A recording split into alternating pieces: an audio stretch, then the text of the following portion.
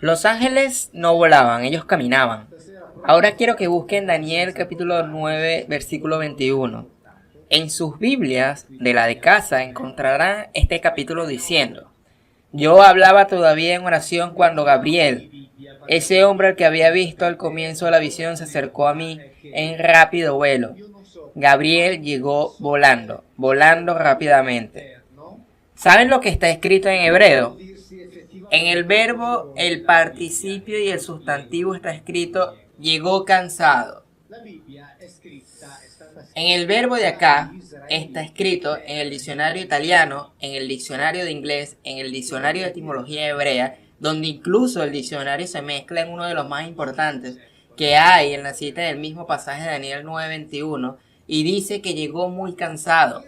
Ahora bien, el problema ¿cuál es? Que como Gabriel debe ser un ángel, cosa que no es, porque como lo dijo la última señora, el hombre que había visto, tanto es así que cuando Daniel ve a llegar a Gabriel, dice que ve llegar un individuo masculino, un hombre, porque los considerados ángeles bíblicos eran en realidad individuos de carne y hueso, se le podían ver. Ya tengo que aclarar que no estoy diciendo que los ángeles existen o no existen, yo no me ocupo de eso, pero lo que está en la Biblia, lo que me ocupa, es decir, lo que está escrito en ese libro, no son ese tipo de ángeles bíblicos, ya que ellos comen, beben, caminan, se ensucian, se cansan, también deben bañarse, tienen que descansar, pueden ser heridos y son muy peligrosos, incluso tienen relaciones sexuales. Y era mejor no encontrarse con un ángel, no encontrarse con un Gabriel. Y Gabriel era uno de ellos. Además de que Gabriel es una palabra que en hebreo no indica un nombre de una persona, indica una función, es decir, un grado de jerarquía militar de estos individuos. Y era uno que ejerce el poder, un Gabriel, por cuenta de él. Gabriel llega muy cansado, pero tenemos en las Biblias modernas con la palabra volando.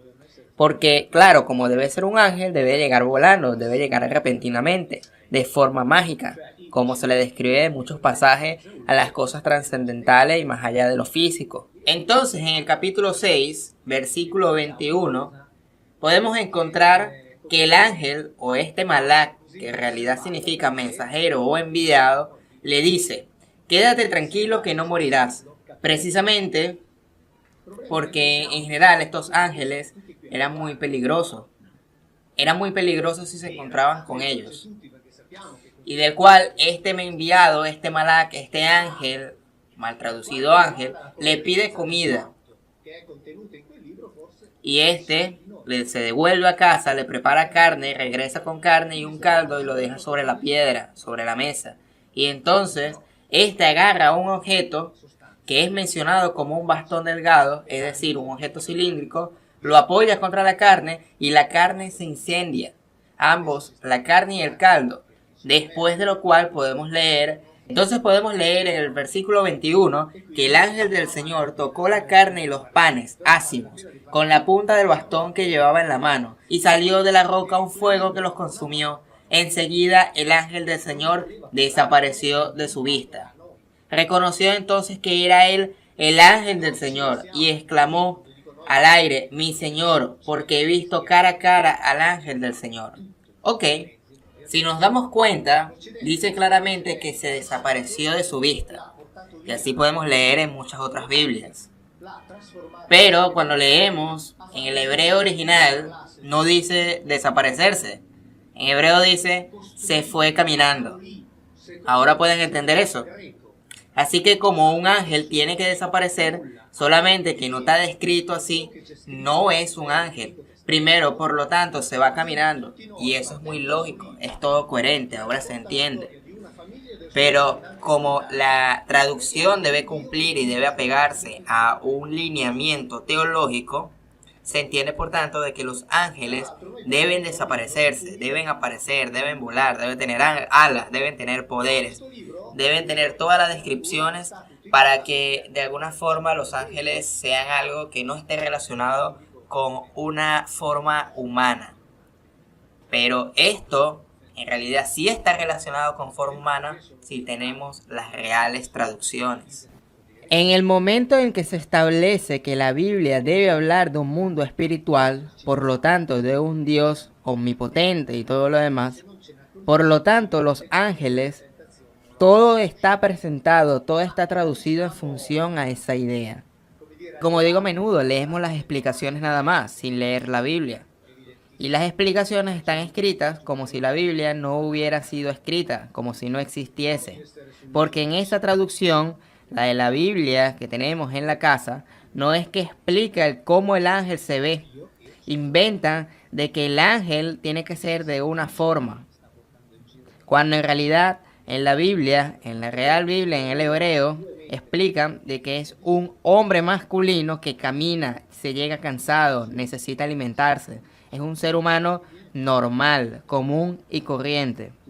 Y esto es así para todos, esto se aplica para todos. Lo que pasa es que desde el momento en que se establece como regla primera algo determinado, a partir de ahí debe de hacer coincidir todas las ideas subsiguientes dentro del texto.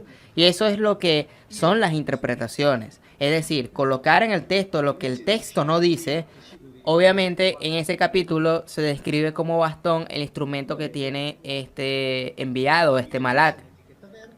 Pero si hurgamos, en ese momento no tenían el lenguaje suficiente para describir un objeto mecánico y suficientemente inteligente de alta tecnología.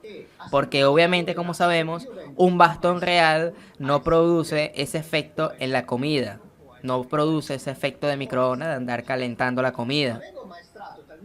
Así que la Biblia está llena de una gran forma tecnológica, está llena de mucha tecnología, pero descrita en el lenguaje de aquel tiempo y que por tanto es más difícil llegar a esas conclusiones actuales porque normalmente se piensa de que en ese entonces no existía la tecnología que existe actualmente.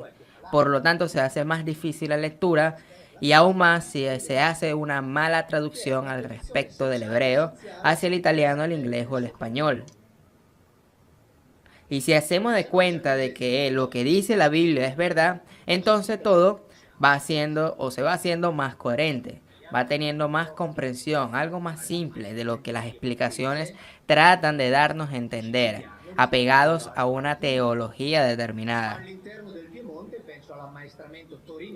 Y a partir de ahí se cree de que la Biblia es un libro santo, cuando en realidad esa Biblia no lo es, en el sentido que se le da de santidad, que es inefable, o que tiene la verdad absoluta sobre el mundo espiritual, divino y trascendente.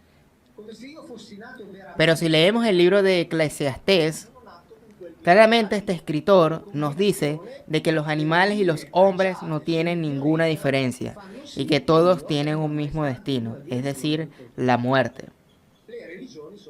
Después decir que el que escribió Eclesiastés no entiende nada porque no hay mucho interés en las cuestiones espirituales ni en la vida después de la muerte, de eso yo no me ocupo.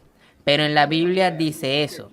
Y si es que la Biblia fue inspirada por Dios, entonces deben tener en cuenta lo que está escrito en la Biblia, en este caso lo que dice el escritor de Eclesiastés. Y obviamente si mantienen la Biblia como algo inefable y que no se contradice, van a chocar con la necesidad de que tienen que reinterpretar muchos de los pasajes que en la simple lectura se contradice. Porque un pasaje como el Eclesiastés no defiende la idea del alma, pero en el Nuevo Testamento o algunos pasajes últimos del Antiguo Testamento defiende la idea del alma. Por lo tanto, deben de interpretar según la concepción teológica de la iglesia o de la religión determinada de la cual pertenecen los feligreses. Porque si leemos en Eclesiastés claramente dice, los hombres y los animales tienen la misma suerte, como mueren unos también mueren los otros. Todos tienen el mismo aliento vital y el hombre no es superior a las bestias, porque es todo vanidad. Yo no sé si esto es verdad o esto es mentira, pero esto es lo que está escrito aquí.